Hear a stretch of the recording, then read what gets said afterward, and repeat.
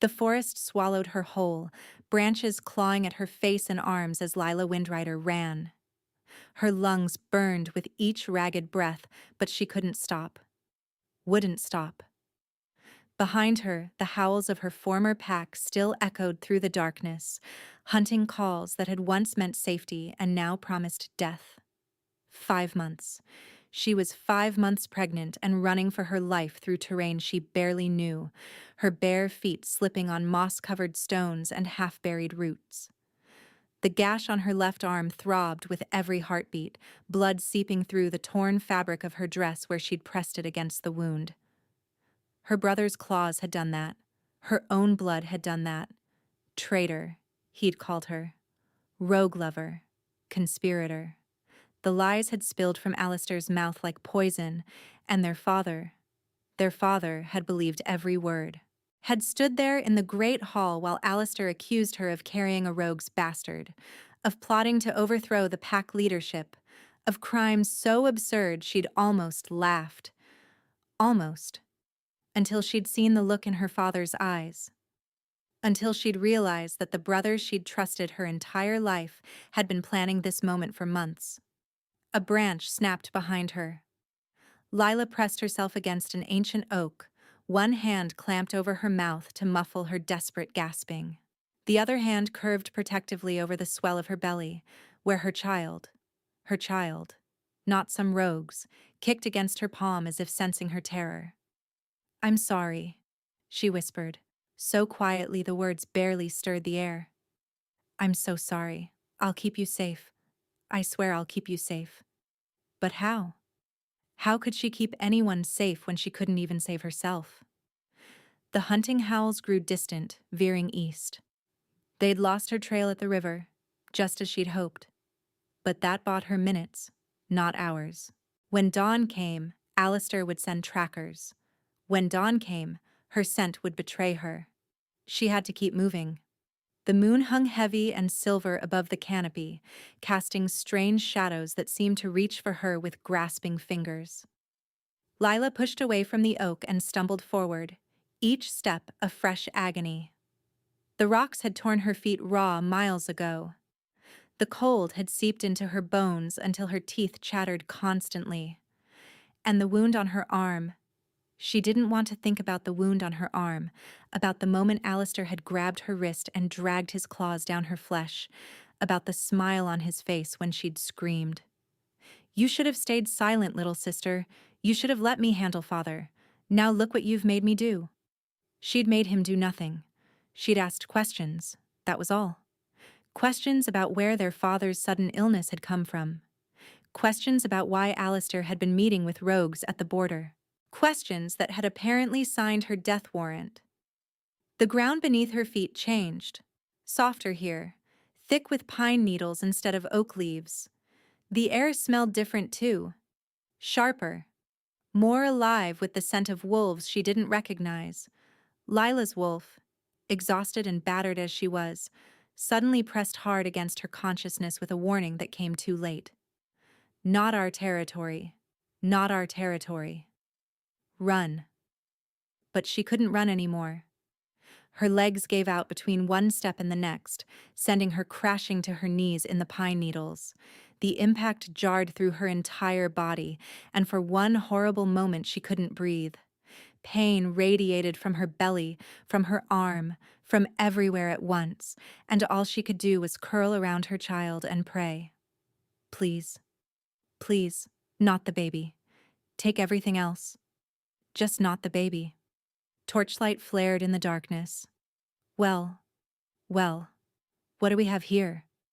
The voice came from above her, cold and curious. Lila forced her head up, forced her eyes to focus through the haze of exhaustion and terror.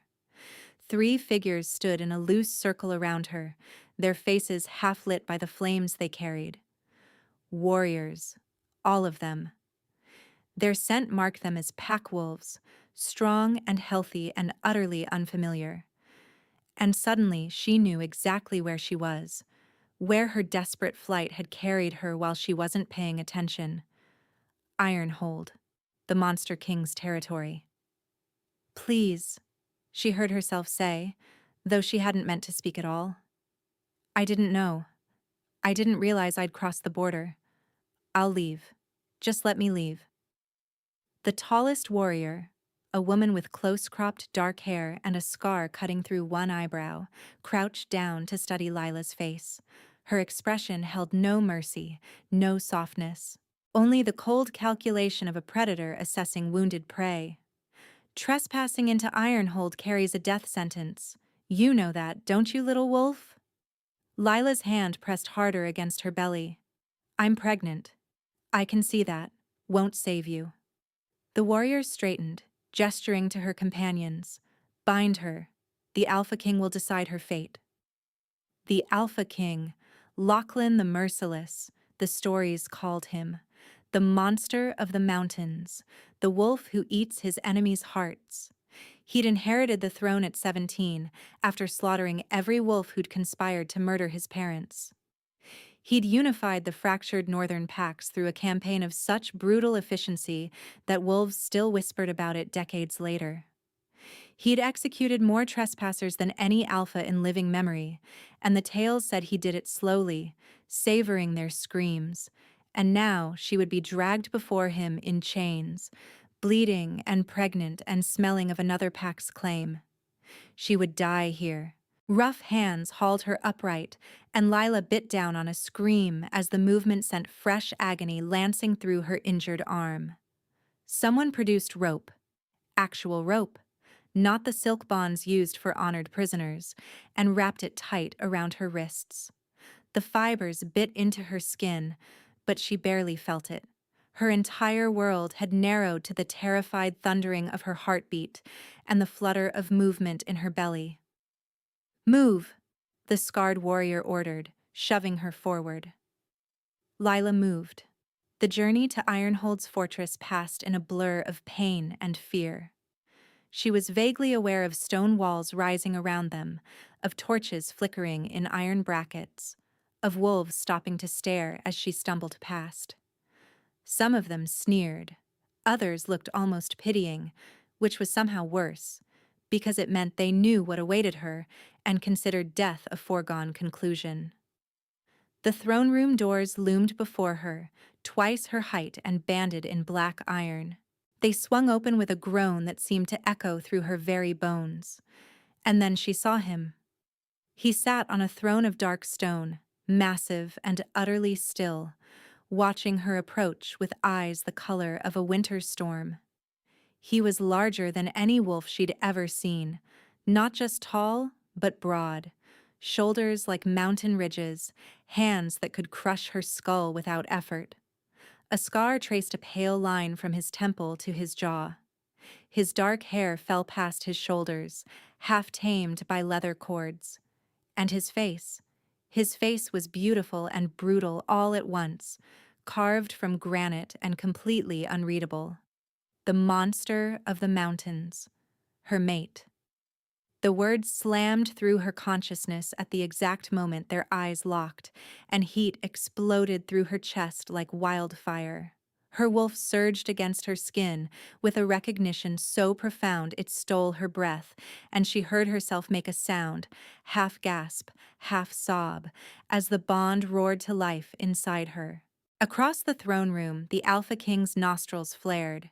His body went rigid, and gold bled into those storm-gray eyes, spreading like sunrise through storm clouds as a low, possessive growl rumbled from deep in his chest. One word shattered the silence, spoken in a voice that promised both salvation and destruction. Mine.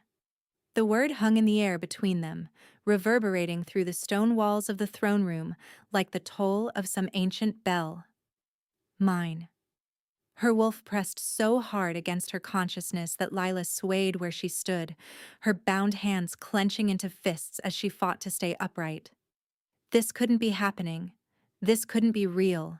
She was pregnant with another wolf's child. She was bleeding and filthy and accused of crimes that would see her executed in her own territory. and the most feared alpha in all the northern lands, the monster who ate his enemies' hearts, who had slaughtered conspirators at 17, who executed trespassers without mercy, had just claimed her as his mate. Her mind rejected it even as her body sang with recognition. Heat pulsed through her veins, pooling low in her belly where her child stirred, as if sensing the seismic shift in their reality. Her skin prickled with awareness so acute it bordered on painful, every nerve ending suddenly attuned to the massive wolf on the throne before her. Lachlan rose. The movement was fluid despite his size, predatory grace that sent a shiver tracing down her spine. Around her, the warriors who had escorted her shifted uneasily. The scarred woman who had captured her actually took a step back, her hand dropping from Lila's arm as if she'd been burned. "Leave us." 2 words, spoken quietly, and yet they carried the weight of absolute command. The throne room emptied in seconds, wolves flowing through the iron-banded doors like water through a broken dam. No one questioned, no one hesitated. They simply obeyed, and Lila found herself alone with the Monster King in a chamber that suddenly felt far too small despite its soaring ceilings and vast stone walls. He descended the steps from his throne, each footfall measured and deliberate. Lila forced herself to hold her ground, though every instinct screamed at her to run. There was nowhere to run. There had never been anywhere to run. He stopped 3 paces from her, close enough that she could see the individual threads of gold now webbing through his storm-gray eyes, close enough that his scent washed over her, pine and musk and something deeper, something that made her wolf keen with a longing she didn't understand. "You're afraid," he said. Not a question. Lila lifted her chin, a defiance she didn't quite feel burning through her exhaustion. "Should I not be? I've heard the stories about what you do to trespassers." Something flickered across his brutal features. Amusement? Approval? She couldn't tell. "You've heard stories. Tell me one." "You eat your enemies' hearts." "Only the ones who deserve it." His gaze dropped to the blood-stained fabric pressed against her arm, and the gold in his eyes flared brighter. A muscle ticked in his jaw. "Who hurt you?" The question came out as a growl, low and dangerous. Lila's wolf pressed forward, wanting to answer, wanting to bare her throat and let this alpha avenge her. She shoved the instinct down with desperate force. "It doesn't matter. It matters." He moved closer, and this time she couldn't stop herself from stepping back. Her bound hands came up instinctively, a pathetic shield between her body and his. "Everything about you matters now. You're... Don't." The word tore from her throat, sharp and ragged. "Don't say it again. I'm pregnant with another wolf's child. I'm a trespasser in your territory. Whatever you think is happening here, it's a mistake. The bond is wrong." Lachlan went very still. For a long moment he simply looked at her. Then, slowly, deliberately, he reached out and took her bound wrists in his massive hands. His grip was impossibly gentle, his calloused fingers barely pressing against her skin as he turned her hands over, examining the rope burns that had already begun to bloom red and angry. "The bond is never wrong," he said quietly. "It can be rejected, ignored, buried so deep that it becomes a wound that never heals.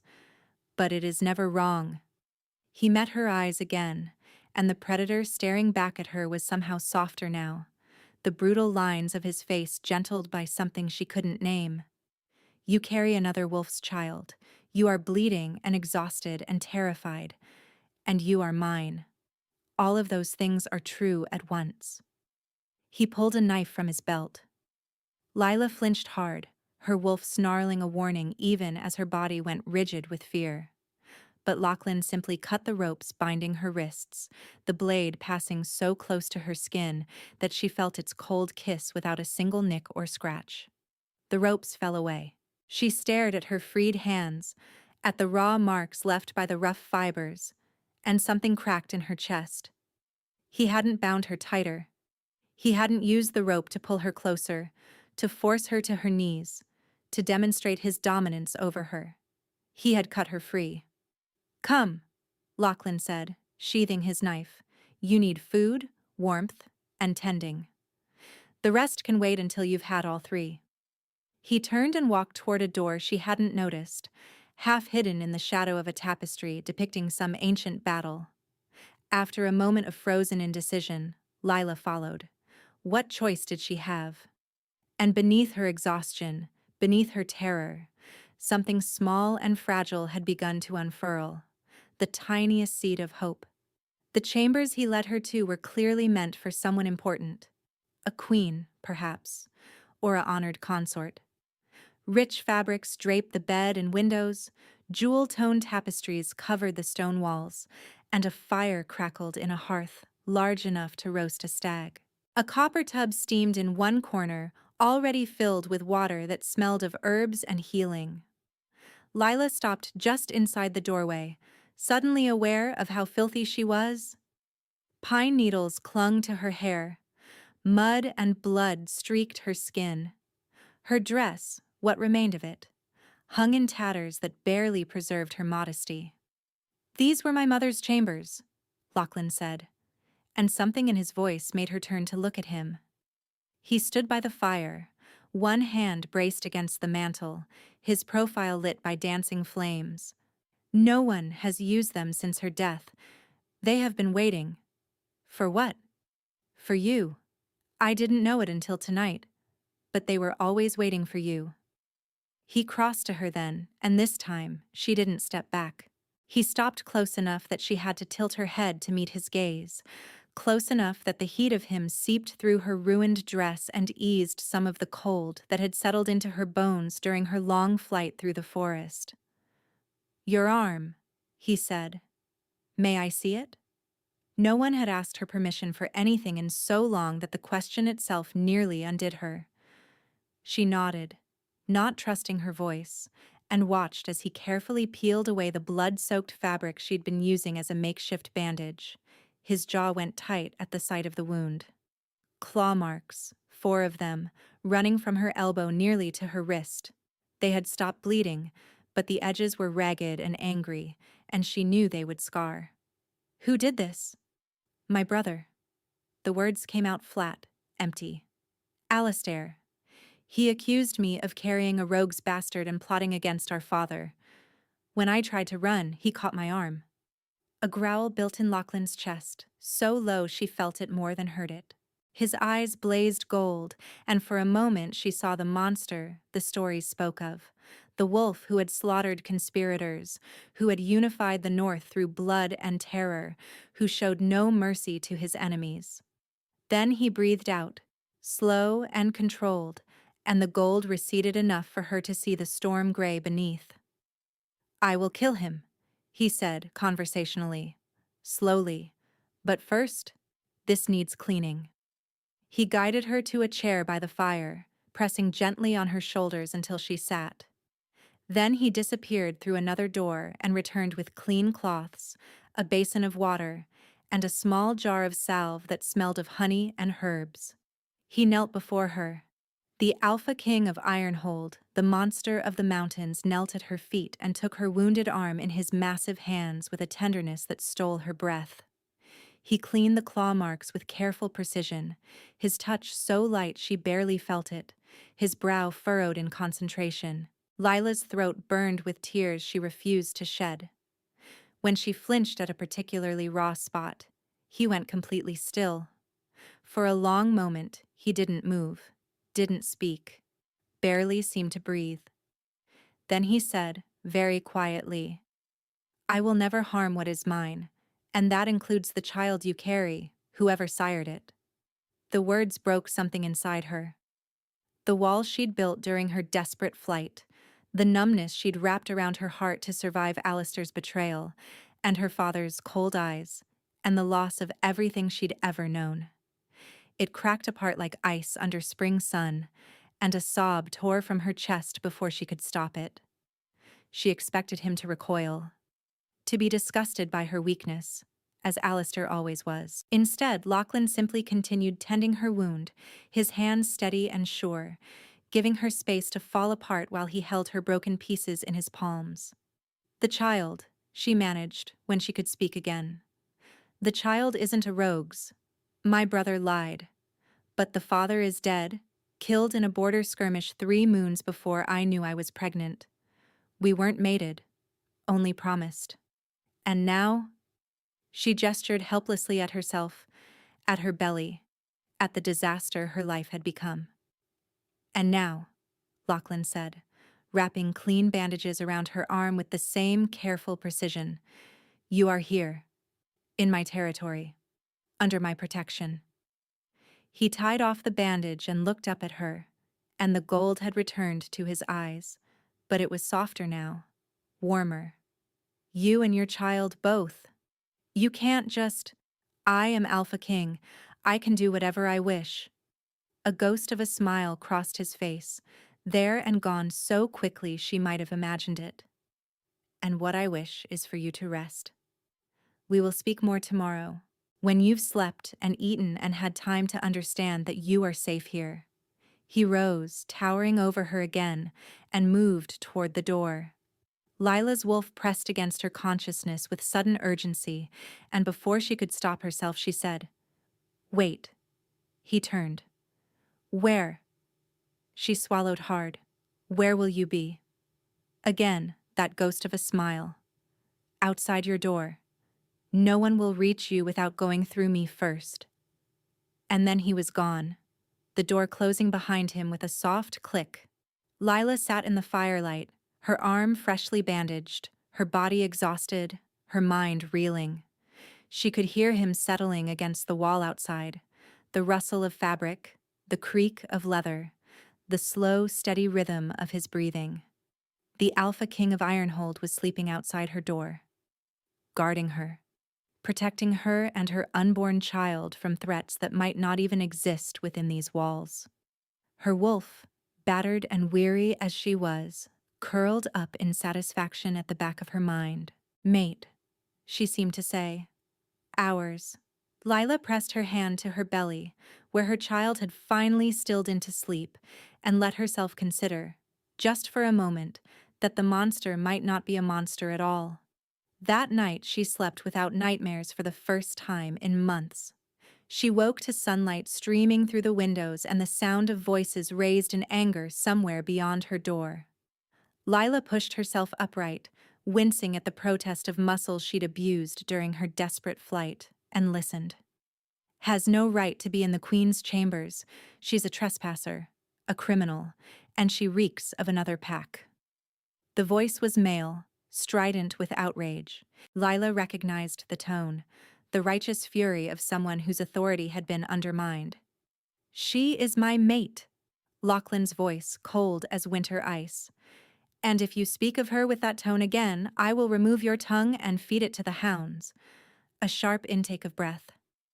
"My king, surely you don't mean—" "I know what I mean. I know what I smell. I know what I feel." A pause, heavy with danger. "The council will accept her, or the council will be replaced. There is no third option. But the child will be raised as my own heir. No one will ever speak of the child's origins again, and if I hear even a whisper suggesting otherwise, I will know who started the rumor." Another pause. "Do I make myself clear, Lord Rothwell?" "Abundantly, my king." Footsteps retreating. Then silence, followed by a soft knock on her door. "You can come in," Lila said, her voice hoarse from sleep. The door opened, and Lachlan entered carrying a tray laden with food. Fresh bread, cheese, sliced fruit, a steaming bowl of porridge sweetened with honey. He set it on the table beside her bed and stood back, watching her with those storm-gray eyes. "You heard," he said. Not a question. "I heard." She reached for the bread, suddenly ravenous. "You told your council that my child will be your heir." "I did." "Why?" He was quiet for a moment, his gaze dropping to where her hand rested on her belly. "Because I meant what I said last night. You are mine. Everything about you is mine. Your pain, your fear, your child, all of it.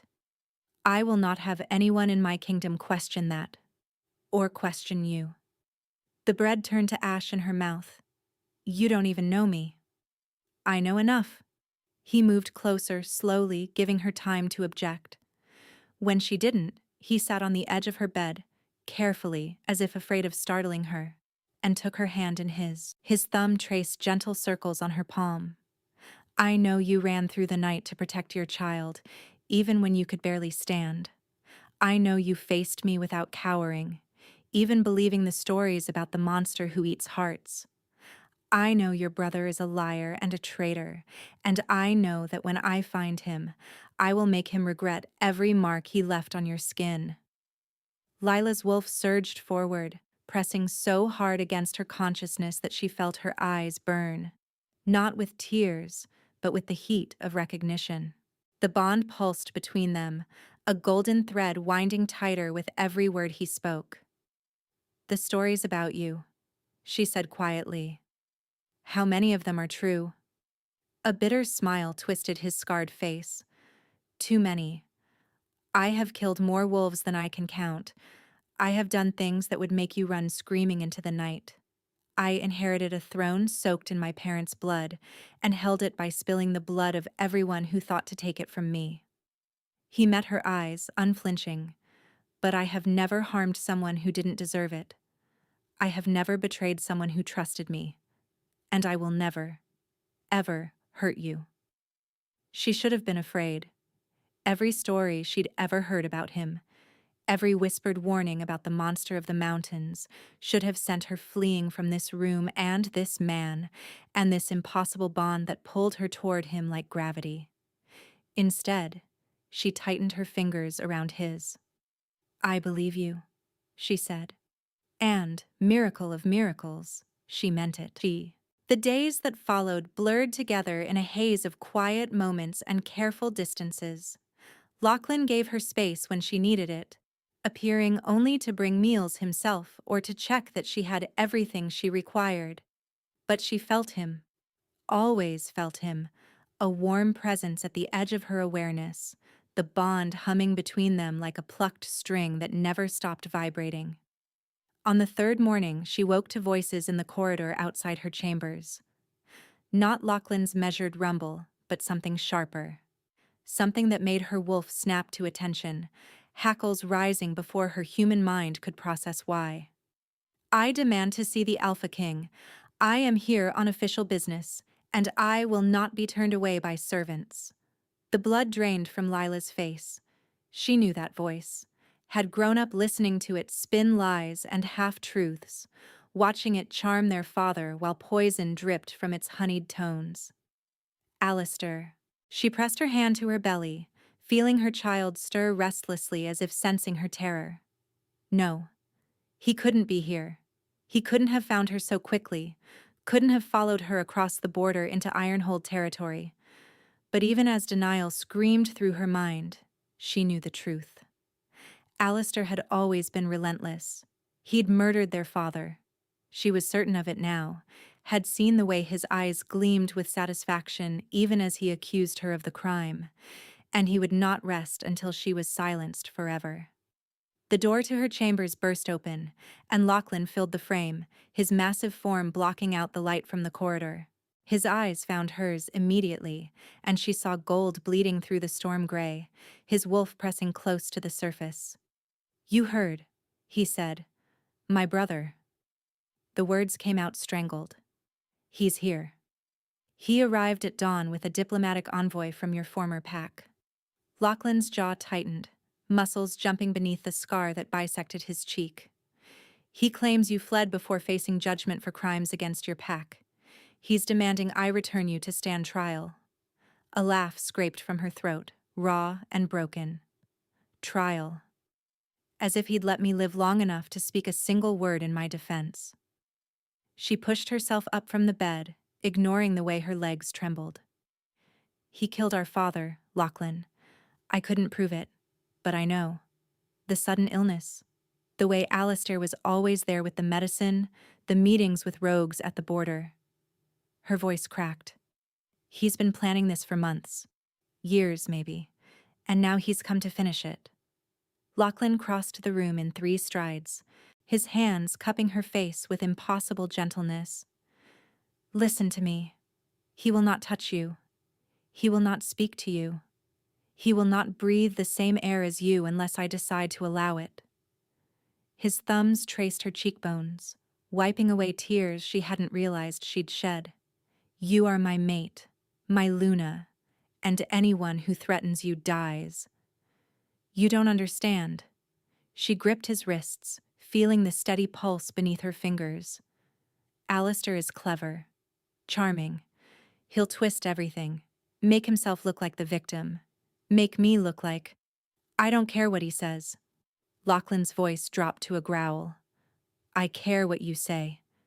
And you've told me the truth. That's enough. She wanted to believe him, wanted to sink into the certainty he offered, to let him fight this battle for her. But she'd spent too long trusting the wrong people, believing that family meant loyalty and blood meant safety. She wouldn't make that mistake again. Let me see him, she said. Lachlan went still. No. Not alone. With you there. But I need to look him in the eye. I need to know what he's planning. For a long moment he said nothing. Then his hand slid from her face to her shoulders, gripping firmly but without pain. If he so much as looks at you wrong, I will tear out his throat in front of his entire delegation. Do you understand? Despite everything, a small smile tugged at her lips. I'm counting on it. The great hall of Ironhold was larger than the entire meeting lodge of her former pack. Stone pillars rose toward a vaulted ceiling lost in shadow, and torches flickered along the walls, casting dancing light across the assembled crowd. Warriors lined the perimeter, their faces hard, their hands resting on weapons. And there, standing before Lachlan's iron throne with a smile that didn't reach his eyes, was her brother. Alistair had always been handsome, golden-haired where she was dark, sharp-featured where she was soft, their mother's son in every way that mattered.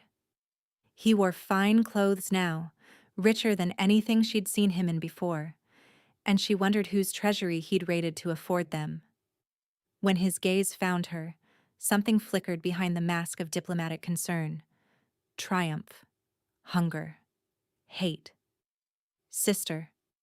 He spread his arms wide as if expecting an embrace. Thank the moon you're safe. We've been so worried. Lachlan's hand settled on the small of her back, warm and steadying. She drew strength from the contact, from the bond that pulsed between them, and lifted her chin. Have you? Her voice came out steadier than she'd expected. Worried enough to chase me through the forest with claws extended? Worried enough to leave these marks on my arm? She pushed up her sleeve, revealing the 4 parallel scars that ran from elbow to wrist. They'd healed quickly, wolf metabolism, but they'd healed ugly, raised and red, permanent evidence of what he'd done. Murmurs rippled through the assembled crowd. Alistair's smile didn't waver. You were hysterical, he said smoothly. Out of your mind with guilt. I tried to stop you from hurting yourself and you... Liar. The word cracked through the air like a whip. You accused me of carrying a rogue's child. You accused me of conspiring against our father. And when I tried to run, you did this. She gestured to her arm. Not to stop me from hurting myself, to stop me from exposing you. Exposing me? Alistair laughed, spreading his hands to encompass the watching crowd.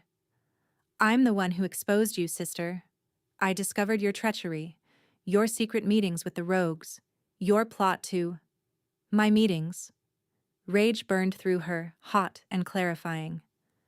I saw you at the border, 3 times, meeting with wolves who wore no pack marks, wolves who smelled of blood and smoke. I asked Father about it, and 3 days later he was dead. The hall went silent. Alistair's smile finally cracked, just for an instant, before reforming into an expression of wounded innocence. You see? He turned to address Lachlan directly, his voice dripping with false sorrow. This is what I mean. She's been telling lies since we were children, spinning stories, twisting facts. Our father died of a wasting illness. The healers confirmed it. And now she's trying to blame me for her own crimes. Lachlan hadn't spoken since they'd entered the hall. He sat on his iron throne, one hand resting on the arm, the other still pressed against Lila's back. When he finally moved, it was to lean forward, his storm-gray eyes fixed on Alistair with predatory focus. "I've heard your claims," he said, his voice carrying easily through the vast space. "I've heard hers, and I find it interesting that you followed your treacherous sister across the border into my territory less than a week after her supposed crimes were discovered." Alistair's jaw tightened almost imperceptibly. Justice must be served. Justice. Lachlan tasted the word like it was poison. Your sister bears the marks of your claws on her arm. She's carrying a child. Not a rogue's bastard as you claimed, but the pup of a warrior who was promised to her before his death. And you expect me to believe she's the villain in this story? With respect, Alpha King, you've known her for days. I've known her all her life. She's always been careful. The single word dropped the temperature in the hall by 10 degrees. You're speaking of my mate. The silence that followed was absolute. Alistair's face went pale, then flushed with something that might have been rage. His diplomatic mask slipped, just for a heartbeat, revealing the monster beneath. Your mate? He repeated slowly. How convenient. I think we're done here.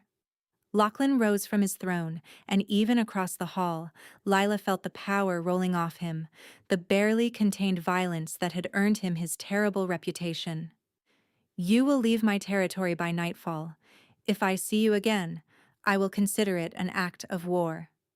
Alistair's hands clenched at his sides. Then, with visible effort, he forced them to relax. Of course, Alpha King, I wouldn't dream of overstaying my welcome. He turned to leave, then paused, glancing back at Lila with a smile that made her blood run cold. I'm so glad you've found safety, sister. I hope it lasts. The threat hung in the air long after he'd gone. That night, Lila couldn't sleep. She paced her chambers, one hand pressed to her belly, the other trailing along the stone walls. The child kicked restlessly, feeding off her anxiety, and she whispered soft nonsense words meant to soothe them both. A knock at her door made her freeze, but when she opened it, she found only Lachlan, still dressed in the formal clothes he'd worn to the confrontation. His face was drawn, exhausted, and for the first time she saw the weight of responsibility that bowed his massive shoulders. You should be resting, she said softly. So should you. He hesitated at the threshold, and she realized he was waiting for permission. She stepped aside, and he entered, moving to stand by the window. Moonlight silvered his scarred features, softening the brutal lines into something almost gentle. He's not going to leave, Lila said. Alistair, he'll find another way to get to me. I know. Lachlan turned to face her. I've doubled the patrols, tripled the guards on your door. If he tries anything, he won't come himself. He's too clever for that. She wrapped her arms around herself, suddenly cold despite the fire crackling in the hearth. He'll send someone else, someone I won't see coming. Or he'll find leverage, some way to force your hand. Her voice broke. I've brought danger to your doorstep. You should send me away. No. Lachlan. I said no. He crossed to her in 3 strides, his hands gripping her shoulders. I spent 17 years building this kingdom on a foundation of blood and fear because I had nothing else. No mate, no family, no one who looked at me and saw anything but a monster. His voice roughened. And then you stumbled into my territory, half dead and terrified, and when our eyes met, I felt something I'd never felt before. Hope. Lila's throat tightened. You don't even know me, Then let me know you. He released her shoulders, his hands falling to his sides. Tell me about the father of your child. Tell me about your mother. Tell me your favorite color, your worst fear, the dreams you had before Alistair poisoned everything. She stared at him, this massive, scarred, terrifying man who spoke of colors and dreams as if they mattered, as if she mattered. His name was Marcus, she said quietly, the father. He was kind, gentle, nothing like the warriors who usually caught my eye. A sad smile touched her lips. He used to bring me wildflowers from the meadow beyond the training grounds, said they reminded him of me, small and beautiful and stronger than they looked. Lachlan listened without interrupting, his storm-gray eyes soft. He died in a border skirmish 3 moons before I knew I was pregnant. And when I found out, she pressed her hand to her belly. I was terrified. Alone. I had no mate, no claim on Marcus's family, nothing but a growing belly and a brother who saw opportunity in my vulnerability. He used your pregnancy against you. He used everything against me. She met his eyes. Alistair has always known exactly which buttons to press. Our father doted on him, believed every word from his golden mouth. And she shook her head. I was too weak to fight him, too naive to see what he was becoming. You're not weak. Lachlan's voice held absolute certainty. You crossed enemy territory in the dead of night, injured and pregnant, to protect your child. You stood in my throne room and defied me to my face. A ghost of a smile touched his lips. You're the bravest person I've ever met. The bond between them pulsed, warmth flooding through the golden thread that connected them. Lila felt tears prick her eyes, not of sorrow, but of something she hardly dared name. I don't know how to do this, she admitted. How to be your mate, your Luna. I've never been anything but a disappointment. Then we'll learn together. Lachlan reached out, and this time when he touched her face, she leaned into the contact. I've never been anything but a monster. Maybe we can teach each other to be something new. She closed her eyes, feeling his warmth, his solidity, the steady pulse of the bond wrapping around her like armor.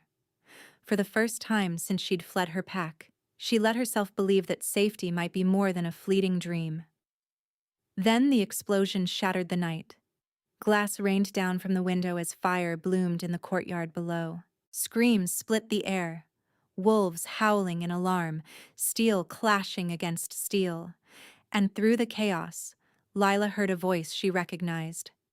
Find the girl! Alistair, his diplomatic facade abandoned. Kill anyone who gets in your way. Lachlan grabbed her arm, pulling her away from the shattered window. His eyes blazed gold, his wolf surging to the surface. Stay here, bar the door, don't open it for anyone but me. Lachlan! But he was already gone, shifting mid-stride, an enormous gray wolf tearing through the doorway with murder in his eyes. Lila pressed her back against the wall, one hand on her belly, the other reaching for the iron poker by the fireplace. Below, the sounds of battle grew louder. And somewhere in the chaos, her brother was hunting her. This time, she wouldn't run. The door splintered inward before Lila could reach it.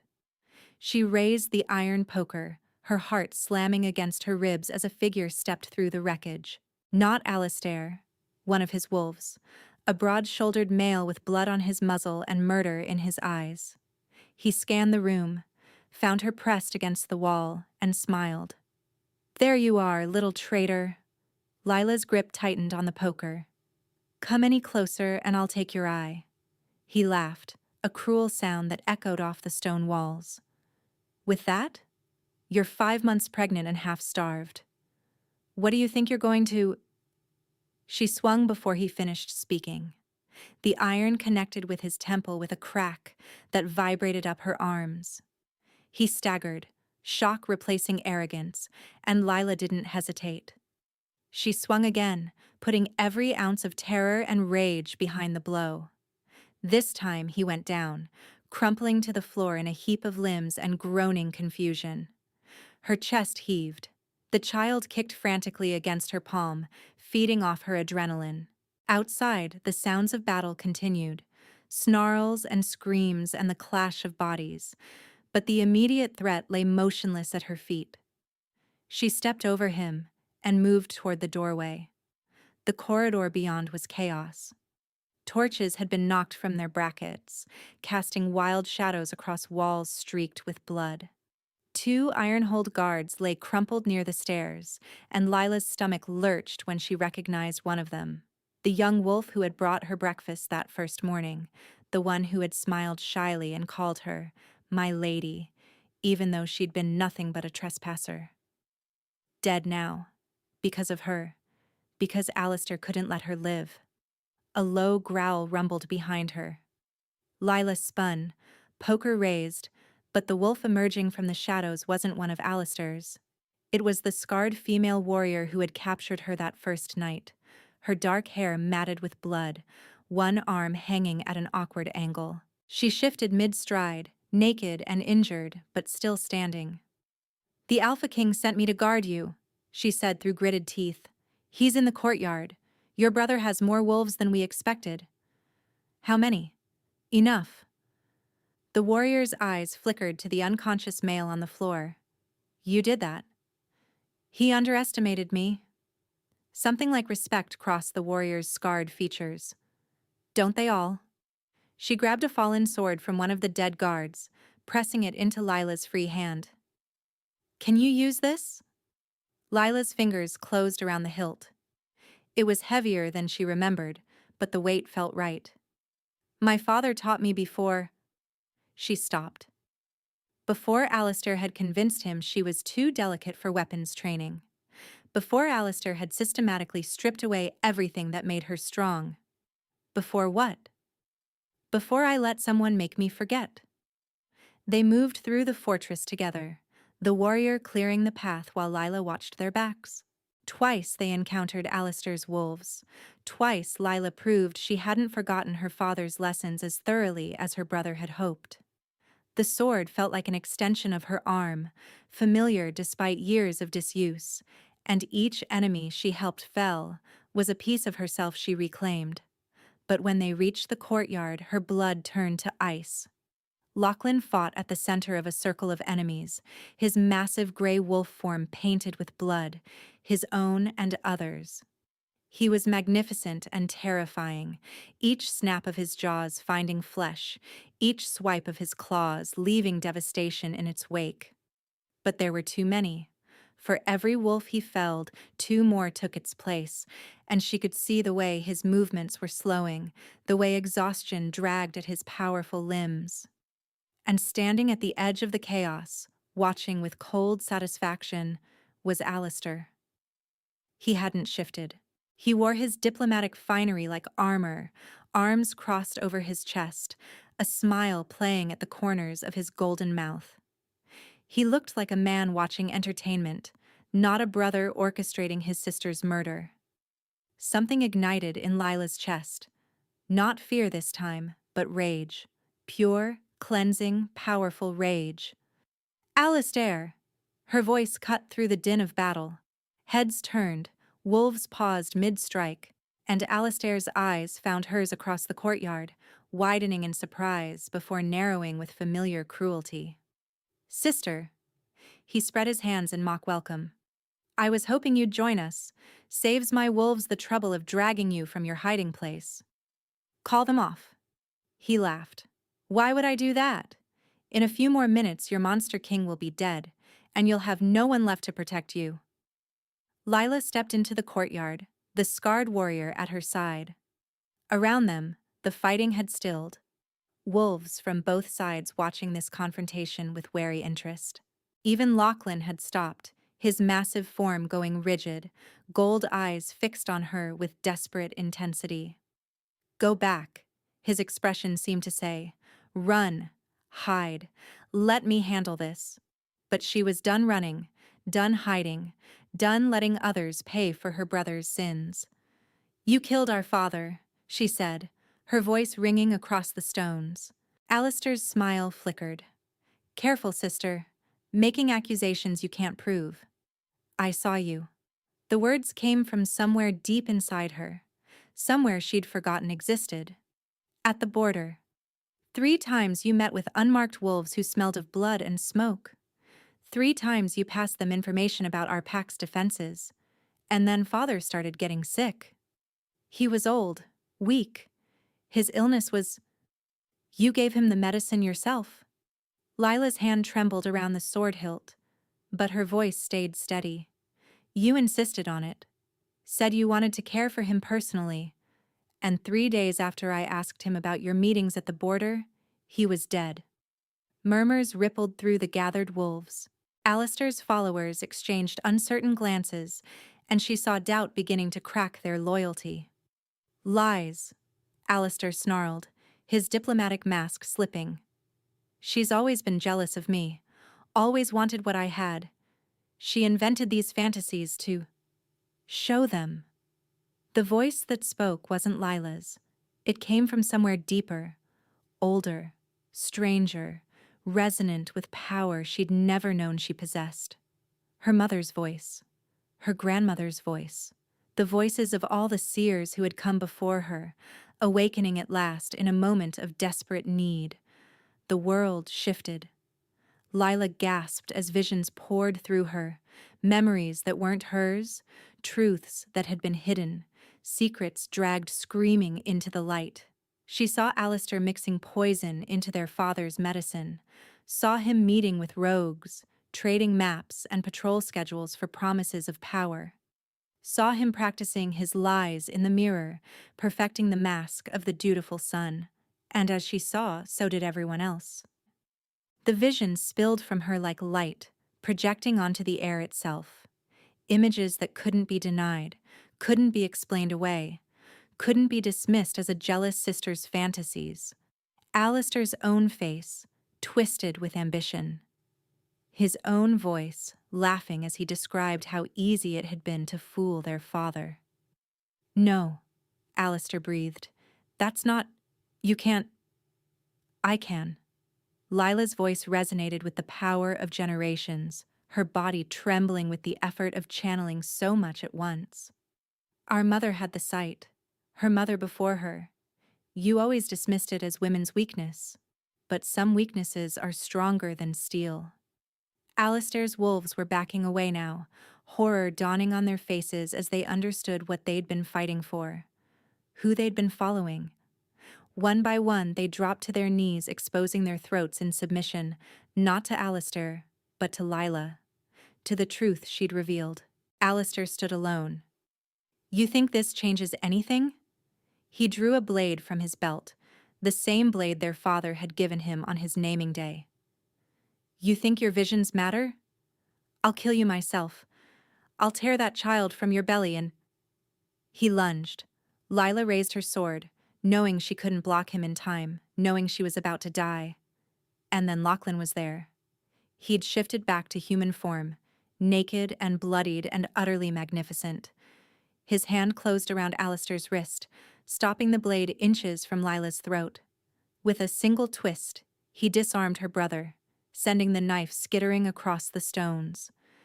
You threatened my mate, Lachlan said, his voice soft and terrible. You threatened my child. Alistair struggled, but he might as well have been fighting a mountain.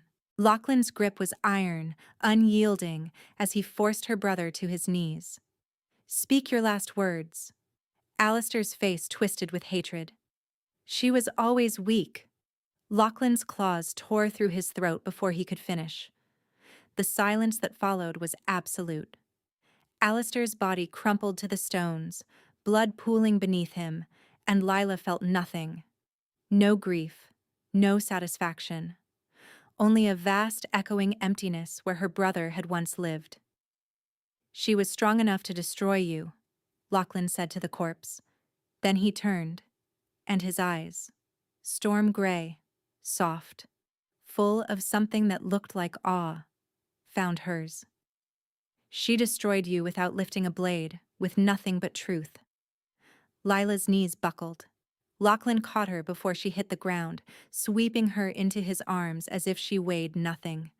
Around them, his wolves were moving, securing prisoners, tending to wounded, restoring order to the chaos Alistair had wrought.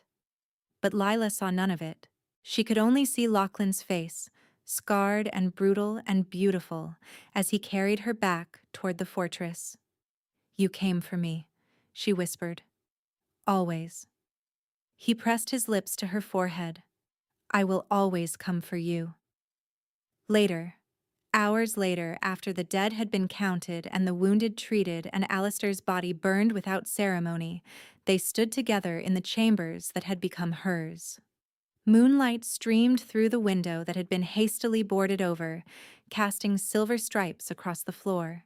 The child had finally settled, lulled by safety and exhaustion, and Lila leaned against Lachlan's chest, feeling his heartbeat steady beneath her cheek. "Your power," he said softly. "The visions.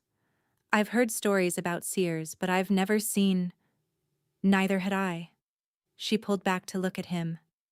"My mother used to have dreams, warnings about things that hadn't happened yet. But this was different. This was her, and her mother, and all the women in my line who came before. They were with me, fighting through me. They saved us."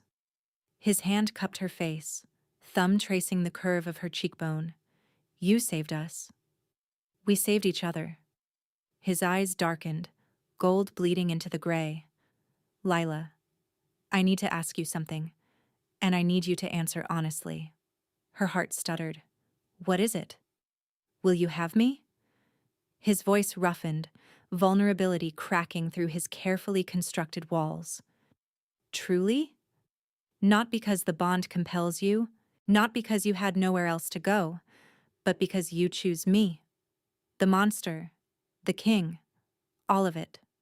Lila reached up and touched the scar that bisected his cheek, feeling him shiver beneath her fingertips.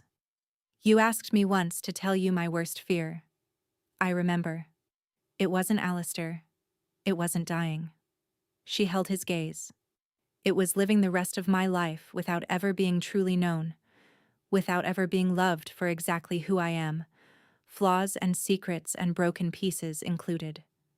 His breath caught. "You see me," she whispered. "Not the traitor Alistair painted, not the weak sister my father dismissed. You see me. And I see you too, Lachlan. Not the monster in the stories. The man who slept outside my door to keep me safe.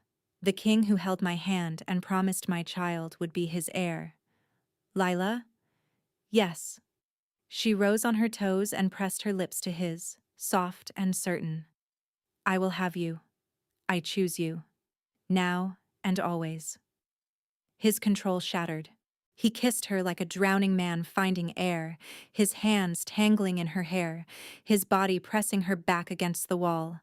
The bond between them roared to life, golden fire racing through her veins, and Lila gasped against his mouth as sensation overwhelmed her.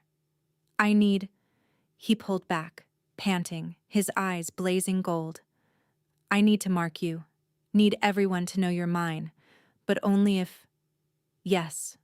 She tilted her head, baring her throat. "Do it." He groaned, low and desperate, and then his mouth was on her neck, kissing, licking, finding the sensitive junction where her shoulder began. His teeth grazed her skin, and she shivered, anticipation coiling tight in her belly. "This will hurt," he warned. "At first." "I know." His teeth sank into her flesh. The pain was sharp, bright, a lightning strike that stole her breath. She cried out, her fingers digging into his shoulders, but even as the agony peaked, something else bloomed beneath it. Warmth. Connection. A door slamming open inside her chest, flooding her with everything Lachlan was, his fierce protectiveness, his desperate loneliness, his overwhelming love. Mine. The bond sang between them.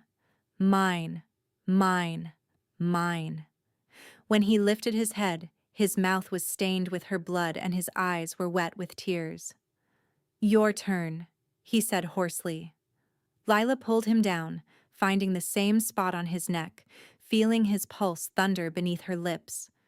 She opened her mouth and bit, hard enough to break skin, hard enough to claim, and his whole body shuddered against hers. Through the bond, she felt his shock and fierce joy, his disbelief that someone would want to mark him, would want to claim the monster as their own. She tasted his blood on her tongue, felt the wound seal with supernatural speed, and when she pulled back, a perfect crescent of teeth marks gleamed silver on his skin. Mine, she breathed against his shoulder.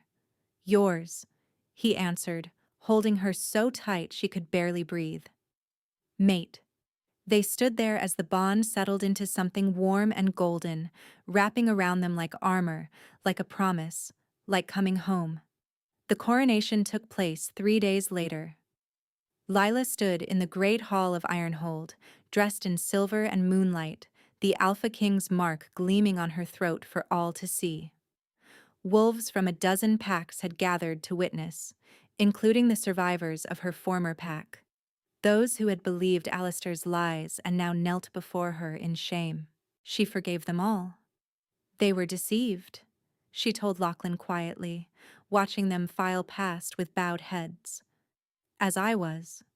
As our father was. You're more generous than I would be. I know. She squeezed his hand. That's why you need me. He laughed, a sound that shocked half the gathered wolves into staring, because the monster of the mountains didn't laugh, and pulled her close for a kiss that made the proper courtiers splutter with outrage. 4 months later, Lila gave birth to a daughter with her dark hair and Lachlan's stubborn chin. They named her Marin, after Lachlan's mother, and she screamed with healthy lungs that echoed through the fortress halls. She has your spirit, Lachlan said, cradling the tiny bundle with hands that had killed 1,000 enemies and now trembled with tenderness. She has your stubbornness, Lila answered, exhausted and radiant. The healers say she refused to come out until she was ready, wouldn't be rushed for anything. That's my girl. Through the window, sunlight streamed across the bed where the 3 of them lay tangled together, the Monster King, the Seer Queen, and the heir who would inherit both their strength and their love. Outside, Ironhold bustled with life and peace. The Northern Territories united under their rule, the shadows of the past finally laid to rest. Lila closed her eyes, feeling Lachlan's heartbeat steady beneath her palm, their daughter's warmth between them, the bond humming with contentment. She'd fled her pack 5 months pregnant and bleeding, certain she was running toward death. Instead, she'd run toward home.